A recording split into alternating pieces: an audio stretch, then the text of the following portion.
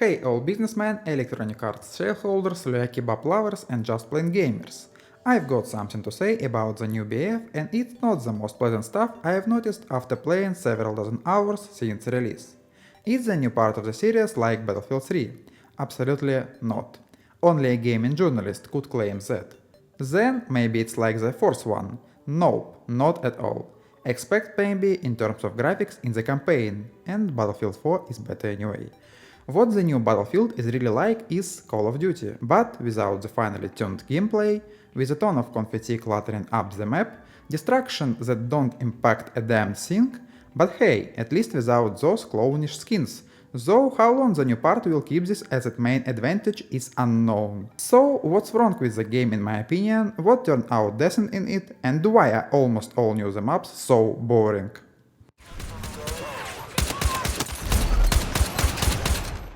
But I've got to talk right away about the mess with Secure Boot and the whole security setup that's supposed to protect us from terrible cheaters. While I was making this video, the developers released a couple of patches, added maps and, drumroll, the Battle Royale mode. However, I played more and none of what I talk about next has changed and remains relevant to this day. Both in open beta and at release, I had to study the BIOS and how my computer works for the first time in my entire life of using it. Not that I really wanted to get a basic technical education, but Battlefield 6 left me no other choice. No, I'm not dumb. I checked out a guide on Electronic Arts official website, which for some reason they later removed or it became unavailable to me. Went into the BIOS, turned on Secure Boot, and right after that my completely new computer stopped booting and started demanding a key to decrypt the disk from my Microsoft account. Okay, I found the so-called BitLocker key on this wonderful website and managed to turn on the computer, just to find that Secure Boot had turned off anyway. It turned out that my disk partitioning wasn't suitable, and with the help of third-party program I needed to change it or wipe Windows entirely. Okay, I thought and spent another hour on that, and here it seems like, great, I can play, but not so fast, I'm still not protected enough from cheaters. Spoiler, I died to a cheater in the game in 30 seconds, some guy with hieroglyphs in his nickname made a 360 no-scope headshot on me from the other end of the map. But I'm still in danger and Electronic Arts anti-cheat started giving me a firing squad list of programs on my computer. But I love Battlefield, so, though with a heavy heart with tears in my eyes, I started methodically and faithfully deleting program after program, hoping that the anti-cheat would eventually get satisfied and let me play. Everyone got hit, including my camera programs and diamond tools, but after a few hours I finally managed to launch Battlefield and, as I said earlier, die to a cheater in the first 30 seconds. But actually, it's a good bit of foreshadowing that in the game itself. The story will also revolve around some cool cyber weapon and, like, hacking. So, what's the deal with this game and all the hype they pushed at every preview and interview, specifically about the single-player campaign? Back in the day, Battlefield campaigns, even at their peak, were basically feeding off Call of Duty's scraps, but they had their own distinct, more military-style vibe. The new self-proclaimed Battlefield studio just needed to come up with something cool and keep that vibe. And where's cool stuff always at? Right, Call of Duty. So the new or rather old team decided to do nothing better than literally recreate scenes and moments from the Modern Warfare series frame by frame. Well, why not? There is a helicopter crash and we heroically shooting back as our comrades die. We've got that too. Over there you had to light flares to stop jets from bombing everything around. Same here, but where Modern Warfare built ups to it all with tension and awesome music throughout the level. In Battlefield, they just throw the same scene at us without context. 30 seconds of walking and boom, evil Russians, I mean Pax Armata from Tajikistan, invading Georgia. Not the state, but the country next to Russia. After a 5-minute sprint and evacuation, we with our brothers in arms, whose faces we barely seen for 5 seconds, let alone learn their names, and we heroically die on an American flag. Symbolism straight out of Transformers movie, not the first one, but the one with Matt Damon. Or was it Mark Wahlberg? They're different actors, right? But let's go step by step. It's 2027, NATO's in total crisis. Countries are behaving like it's a sinking ship and turning into Pax Armata, this megacorp, alliance or whatever from Tajikistan that got NATO in chokehold. The story kicks off in Georgia, where Znata handing over one of its bases to these guys. But Pax attacks anyway, even though the base was supposed to be handed over intact. Why? Because there's some cyber weapon hidden there that NATO wants to evacuate. And straight away, they hit us with that classic everyone loves, a machine gun segment. But of course, that'd be too dull, so it's a machine gun on vehicle.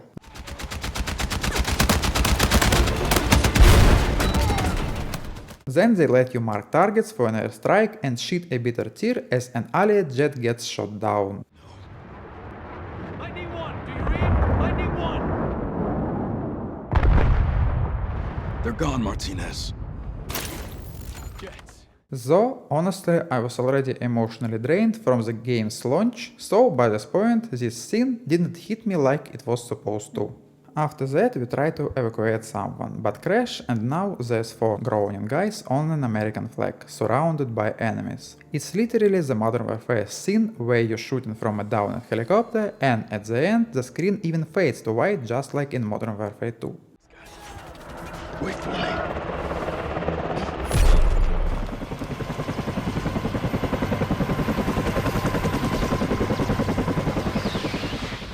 The enemies pull back and our main hero, Murphy, is the sole survivor. And from there, it's all just more of the same. Cutscenes like in Call of Duty between missions, even the subtitles feel straight up copied. AI slop missions that blow your mind with their stupidity, and of course a scene ripped right out from some random part of the competitor's series with no proper build-up. Like we driving down a street, then suddenly fall into the subway, yep, just like that, or we chasing a train exactly like in Call of Duty World War II, or crawling through sewers just like in Modern Warfare 2019. Because what mattered? There wasn't tension or staging. But as you already guessed, that's right, night vision googles. Naturally, we've got our Brave Commander Price, I mean Carter, and Black Price, I mean Murphy, because they act exactly like a split personality Captain Price. Also, the game gets downright fantastical at times, since in 2028 New York still has police and the president's some guy named Fernandez. Take that, Trump supporters. In the Modern Warfare remakes, in the second part, we fought for a PMC base. In the new Battlefield, it's way more epic. We're fighting a PMC for the whole Egypt. And, of course, they didn't forget the pilot rescue mission, surprising they didn't toss in at least 2 nuclear explosions at the end. And now we've got our own Ghost, who's, at least somewhat, fleshed out and interesting. But who am I kidding? Even if they slapped a ghost mask on a watermelon, I'd call it the best character in this game. Leave a like if you also hate Shepard. I should go. Overall, the game has about 9 missions that last 5 hours, of which you actually engaged for maybe 10 minutes of total runtime, or 30 minutes if Battlefield is your first game in the watch cool explosion for 5 hours straight genre. Honestly, I didn't buy it when game outlets gave scores like 4 to 6 out of 10 before release, but now I see we're literally inflating the score by at least double, or they were just in a really good mood. Probably the only decent mission is near the end in Tajikistan, because there the devs stopped trying so hard to churn out Call of Duty level epicness and give us a simple but open location with at least some vehicles and a straightforward task. Destroy 3 targets in any order, any way you want. You can play as a sniper, charge into the thick of enemies in a jeep, go for an assault, or bombard everyone using a drone. It's maybe not something to praise a 2025 AAA shooter from a mega corporation for, but the whole game before this had my jaw literally aching from yawning, so overall this mission not bad. And at the end they show the dam from the trailer blowing up, probably cool.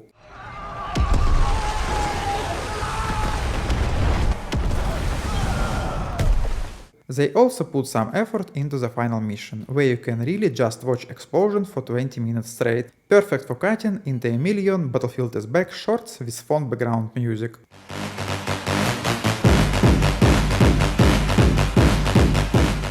For the mission, the devs even remembered that for more immersion and emotional engagement, you can, believe it or not, add music. Reloading! Cover me! But they didn't stick with it and it only played for 5 minutes. The game seriously needs a music player, because they almost no music, ever. The campaign's clear enough, you can get through it. Graphics are okay, shooting's in place, but honestly I forgot the story by the time I was editing and was trying to remember where to put which footage correctly. The whole Battlefield campaign gives off mind's eye vibes and development hell, like nobody in the studio even know or understood who was doing what. And that's exactly what happened. One team worked on the campaign for 2 years, from 2022 to 2024. Then they got shut down, and in about a year or less, Solitary and DICE redid the campaign practically from scratch. And what's most interesting, the campaign wasn't even in alpha this summer. So basically we're playing not a finished product, but getting the privilege of trying Zampella and the team's barely playable prototype for $70. This is also hinted at by the constant map edges you can stumble into without much effort. Wrong way, Marine! Charlie 5, hold! The road's blocked. Roger, Dagger 1-3, holding back and we'll wait for your order. Guys, we got stairs here. Marines, with me! Move up! With you. Moving up. Stay alert. Scan the window. Ending up in a world of technical assets beyond the map, and that's on many campaign maps. Even a guided mortar round in the Battlefield portal is full-fledged army member.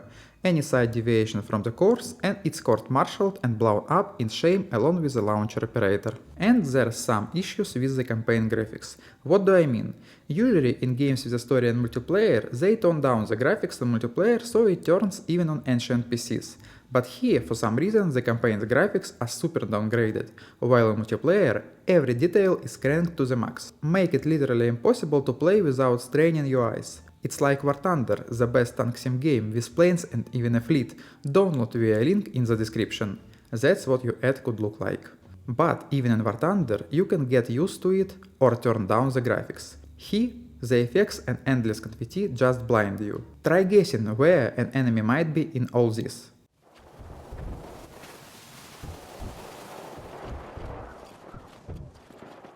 Yep, everywhere, and you won't see them. We'll talk about that later in the multiplayer part. Often in the campaign, script don't trigger. You can wait a minute for something, but everyone around, including your allies, doesn't care. Enemies are dumb, allies are too, and only you, the genius who dropped $70 for a beta alpha version of the game, are trying to make your money's worth. My favorite part of the campaign is when events happen in open area, but the game expects you to walk in a straight line and not stray even a meter off, after which it tells you to return to the combat zone.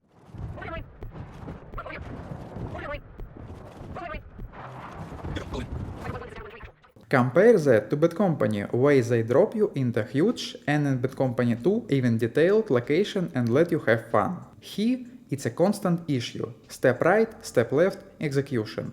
And the same problem leaks into multiplayer, where you keep going beyond the map edge when trying tactical maneuvers, but more on that later. Honestly, if they were going to steal from Call of Duty, they should have gone all in, and maybe by accident the game would have been at least a little less cluttered with junk. They could have done a loose remake of some Black Ops, and people would have eaten it up, saying Battlefield beat Call of Duty at their own field. But we get bland mediocrity. The plot basically boils down to America funds its enemies, genius 10 out of 10. A cliched action flick for entertainment, but it doesn't entertain much. I hope we, the gaming industry, don't follow the seemingly AI-generated slop. But what I'm talking about, and why I even discuss the story in early Call of Duty and Battlefield slop fests. They have always been third rate at best. Black Ops 7 is coming and its campaign might be even worse. If you want a story, go watch Shrek, or play like Dark Souls 2. Of course, most players grab the series purely for multiplayer, that's a fact. But back in Battlefield Bad Company 2, Battlefield 3, Battlefield 4 or, God forgive me, Hardline, people actually cared about the campaign, because even compared to Call of Duty back then, it was done at solid level and was fun to play through. But now we've got this trend in hyped up shooters, throw in some campaign on multiplayer maps, just to prepare for multiplayer. But Battlefield 6 doesn't prep you for anything, you spend almost the whole campaign with the same guns and vehicles, especially air ones, are completely forgotten. For me, the single player campaign is super important. I've played through every Call of Duty campaign, sometimes replaying them, and for a long time I only played story campaigns. Guilty as charged. But even new Modern Warfare 3, which was slapped together on a knee, looks like Game of the Year compared to this. It feels like the devs, when making the game, were inspired by Modern Warfare 3, and no, not in the sense of let's make somewhat interesting location, toss in a couple battle royale maps and let the player have fun somehow, but in the sense of slapped it together on a knee and released in 6 months. The big question, how did they even let this get released? And would not it have been better to skip the single player entirely and maybe make the game a bit cheaper? And finally, let's talk about the most important thing. What BF6 promised to do so well that Call of Duty would never sit on the throne of the best military shooter again. Multiplayer.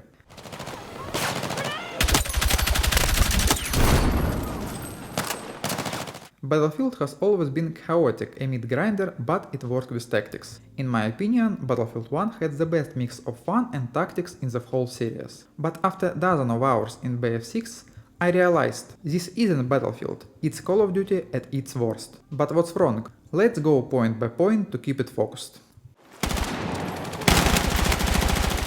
A quick aside about the battle royale they added while I was making the video. So it's nothing special, literally a huge empty map made in the entertain yourself style.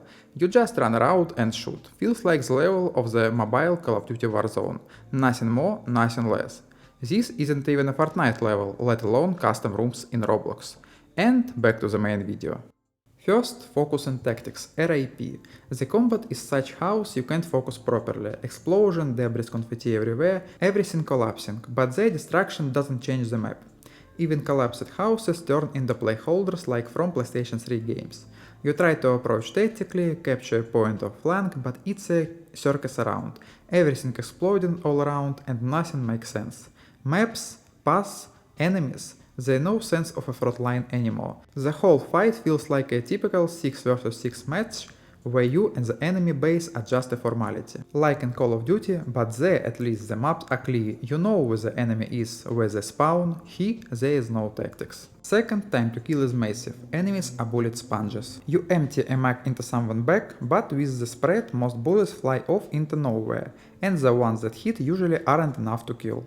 You could say it's kinda realistic, but when did Battlefield start competing with Arma or Squad? I don't remember that in the promotional materials. It works both ways. If you caught from behind, you can still turn around, but the weapon feedback feels off because the damage is so low. Even a shotgun at point blank doesn't always one-shot, and at 5 meters it does less damage than a pistol. The shooting feels rubbery. Third, snipers are a whole other hell. Here, campers hide in these explosions and debris confetti and you dead in a split second after spawning. Hiding in a house, the house collapses, you don't die. You just fall to the ground floor under the rubble and keep camping. Debris doesn't kill, or I didn't notice. I've fallen in collapsing buildings plenty of times and just keep running. Destruction is purely cosmetic, it doesn't affect anything. I need a medic! The tactics shown in the trailer don't match reality. You can't destroy anything tactically almost anywhere.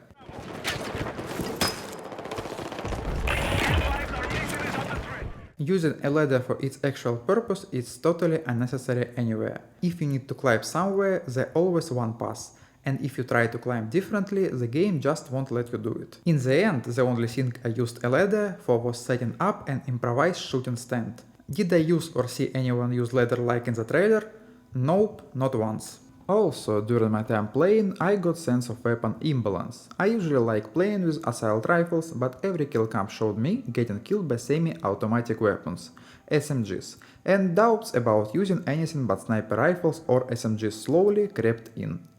Since I don't like sniper and prefer more active gameplay, I switched to an SMG, and it instantly got way easier to play. Maybe I'm wrong or missing something, but in equal condition you just can't outshoot someone with a semi-auto. All firefights now play out linearly like in Call of Duty, and the semi-auto has less spread and higher rate of fire. It's switched to aiming mode faster, and even so, it needs 6 bullets to the body instead of 5 for rifles. All of this is completely nullified by the fire rate. Correct me if I'm wrong, but broken weapon balance at launch for $70 isn't okay. Plus, you can't use anything but class weapons in a special mode with class weapon restriction, and then the team with more savvy players using semi-autos and snipers always win. Also, weapon progression now impacts combat performance too much. Almost completely eliminated spread, and the game doesn't sort players well in the matchmaking. So, you spend the whole match getting wrecked by Swedes who played 100 hours without breaks for food or sleep since launch, and you can't counter them in fair fight. Why doesn't game sort player properly? No idea. Sometimes you get funny situation where, with over half a million players online, you finish a match and get thrown to a server in a player queue. After literally 30 seconds, when it doesn't even fill half the server, the game fills it with boss and starts. And, at the best, it fills with a real player by the end. So, if you join a server and see it still filling, better leave right away and find a new game. But then you might hit the other side of the coin and drop into a server like I described, already near the match's end. Maybe there is an option in the settings to prevent joining those kind of matches, but I couldn't find it. On top of that, after a dozen of hours in BF6, I got the strong feeling that progression isn't just slow, it's deliberately dragged out, like someone at EA turned the progression dial to minimum after the open beta. Seriously, I've played a ton since launch and unlocked maybe a third of the weapons. None fully upgraded, everywhere something is locked, everywhere something is needed to grind. And I'm not playing badly, my KD average around 2. It feels like the long grind is intentional to push players toward microtransactions. What microtransaction, you ask? They exist, just basic XP boosters, already in the game, and surprise, they tick down in real time, like in the best free-to-play grind fests. I've got really bad feeling about Battlefield's future. Straight up mobile games vibe with buy 500 crystals for $9.99. The issue so big that on day 1 in Portal mode I ran into tons of custom servers labeled Farm XP. But okay, those existed before in many games, but in the new Battlefield the servers are so popular that at some point creating a new custom server became impossible. Servers just started throwing errors. EA of course responded, we will fix it soon. But how? By boosting XP in regular matches? Yeah, dream on. They will obviously just cut XP on custom Portal servers. Classic EA. Postscriptum. While I was making this video, Electronic Arts upped XP earned on servers by a whopping 10% and lowered requirements for some attachment by 2 or 3 levels, which doesn't really change much, which means they'll just add twice as many identical guns for grinding in the future, and my next conclusion still holds true. Swedes with maxed out SMGs wipe out newbies in one go, since there's no proper matchmaking and weapon progression decides everything. Basically, Battlefield 6 turned into some RPG, where half weapons are trash until you grind them, and something even after. Newbies just can't survive against those who hand grinded 100 hours without sleep or jumped on custom servers.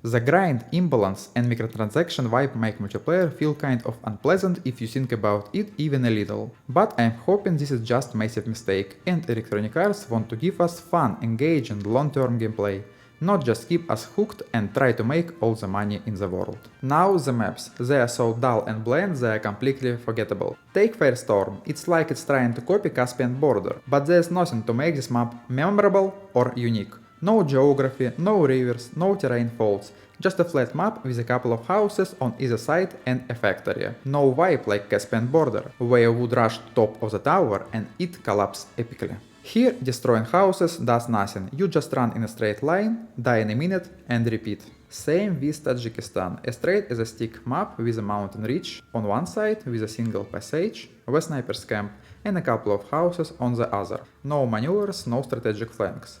A huge clank below the ridge looks accessible, but note, you ride out of a base, stir 1 mm, and you're beyond the map edge. Dead in 10 seconds. There are 2 passages, a narrow mountain choke or the town. That's it, nowhere else. In COD, maps are small but have 3-4 passages, and variety. Here it's all linear.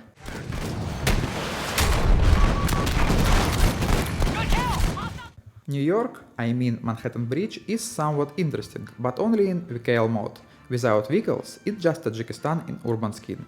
But in vehicle mode, it's probably the most interesting map, especially when playing with people who already learned it. Lots of cool sniper spots, you can move across rooftops, they need pass through via cafes and shops, and you have to play tactically with VKLs, moving carefully with infantry, or you'll catch a couple of deadly shots from alleys or shops at any moment. Helicopter gameplay pretty interesting too. You need to move super precisely, fast and below rooftops, or you eat a stinger from any engineer. There seem to be a lot of maps, but for me, they are no different between Manhattan Bridge and Empire States, Iberian Offensive and Sand Quarter, Mirak Valley and Liberation Peak. These maps are too similar in essence and layout. Same urban streets, same chalk with a couple of houses and a mountain passage.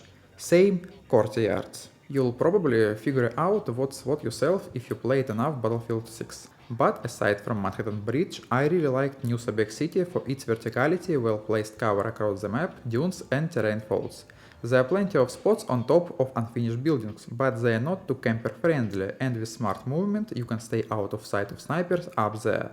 As a sniper, it's convenient to defend and assault. Control points and points of interest in between them are done really well too. You can lie in artificial dunes of construction debris and sand, and a careless player won't spot you, while an attentive one just needs to toss any available grenade or flank you. And if this map had a mod with just infantry and maybe transport helicopters and regular vehicles, it would fit perfectly. But that's just your opinion, I'll play more and for my own.